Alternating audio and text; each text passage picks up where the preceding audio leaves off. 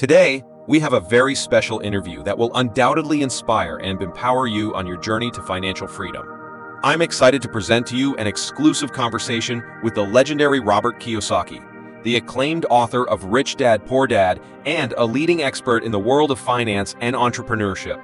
In this captivating interview, we dive deep into the mind of Robert Kiyosaki to uncover the secrets behind his remarkable success. Do the rich people cringe and say, don't tell them that, Rob? Yes.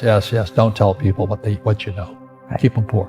So my father was the head of education, PhD, all that stuff. I go home and ask him, said, why don't we learn about money in school?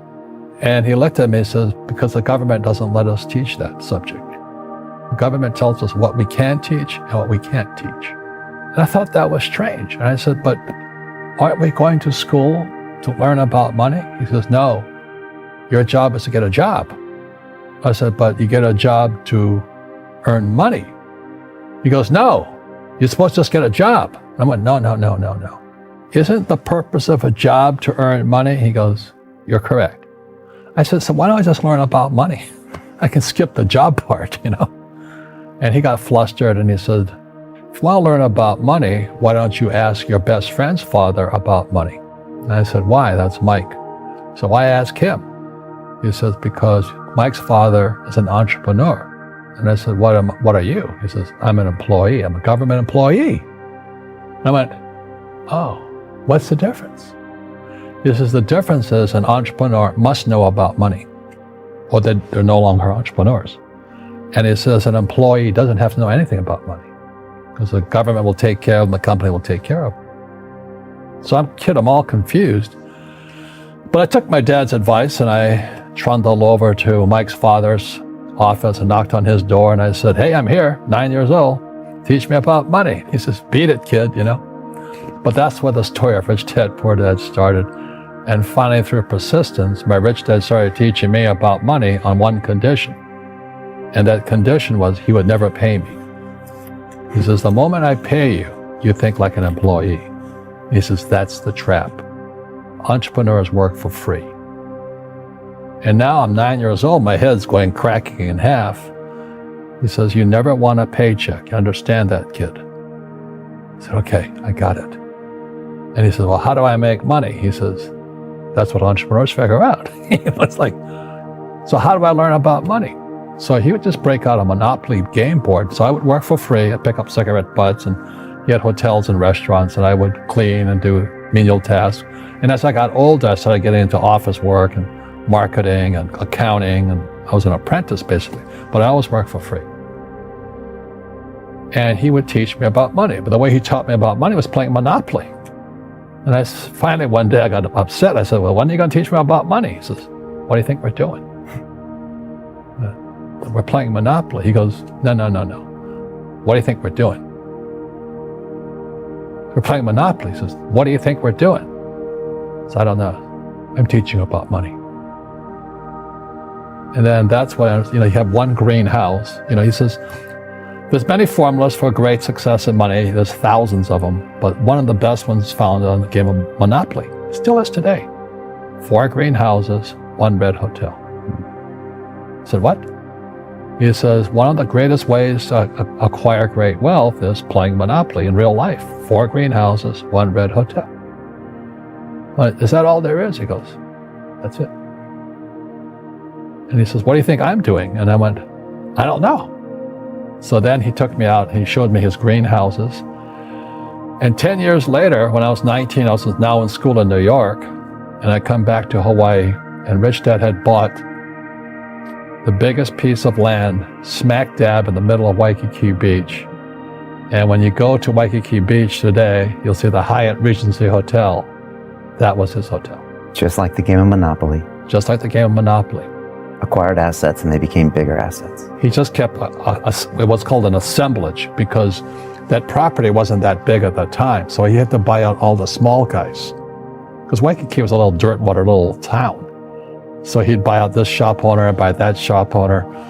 And it took him a while, but he finally assembled this large piece of property.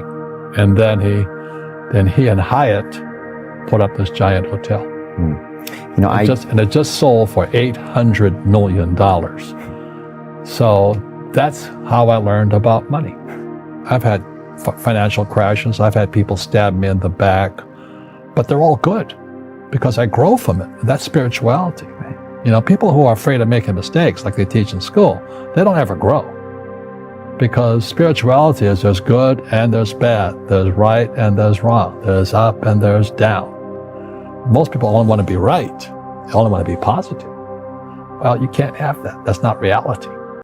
Well, I wasn't poor by most people's standards, but I came from a family with a poor attitude, if you know what I mean. Because rich, poor, middle class, poverty starts with a fundamental attitude. Poverty is passed on. It's taught in your families. And middle class is taught in families. And so the people right now who are sitting at home, who are struggling financially or worried about money or unhappy, they may be making a lot of money, but unhappy with what they're doing, it was probably taught to you. You know, your superego was taught, get a job, work hard, or you'll never be rich, or the rich are evil, or whatever. The school system will never teach you about money. The school system was designed to teach you to be an employee, which is important, or a doctor or a lawyer, a specialist, but never about money. And what most people lack is real business knowledge, like accounting, you know, like debt, like taxes. You got to know that stuff, but they don't teach it in school to anybody. So, and then when people ask me, how did your rich dad learn this when your poor dad, a PhD, didn't? And the answer is very simply, my rich dad, who's my best friend's father, his father died when he was 13. So his rich dad had this family business at 13 to run.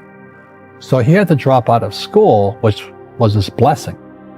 You know, there's blessings and, you know, sometimes a blessing doesn't look like a blessing, but it turned out to be a blessing. And then his teachers became his bookkeeper, his accountant, his attorney, his banker, his real estate agents. So he has what I call real teachers, not these fake teachers in school. You see, most teachers in school, they're out of ethics. They teach subjects they themselves don't practice. I asked the teacher, I said, you know, I'm in my third year of calculus now. It was called strength of materials. I said, am I ever going to use this stuff? He goes, no. You know, I said, why do you teach it? I get paid. I said, do you ever use it? He goes, no. And that's why, you know, you have to, in life, one of the things I suggest to people, you got to find a real teacher versus a fake teacher. And a fake teacher is somebody who doesn't do what they teach. And a real teacher is doing what they teach every day. So my accountants, my attorneys, they're in it every single day. That's how I learn, because every day I'm solving problems in my business. So I have accountants and attorneys and bankers and all these people on speed dial because I'm solving problems with my team. I see you giving this knowledge out, and Yeah. do the rich people cringe and say, don't tell them that, Rob? Yes. Don't tell people what you know. Right. Keep them poor. But, you know, unfortunately, the poor, as was in the Bible, I'm not real religious, the poor will always be amongst us because it starts up here. Right. It's that fear mentality. It's in their words, you know, and the words become flesh. Again, I'm not really religious. I flunked out of Sunday school also. But when they say I can't afford it or I can't do that, they go down. They become what they say. My PhD daddy says, what do you think I am, made of money? I can't afford that. And my rich dad would say, that's why he's poor. Poor people say, I can't afford it, I can't do that, I don't have time. Because it's an escape. It's an escape. You know what I mean? It's easy to say, I can't afford it. And your rich dad used to say what instead of, I can't afford it? How can I afford it? How can I do that? You know, what would it take? Or why should I do that?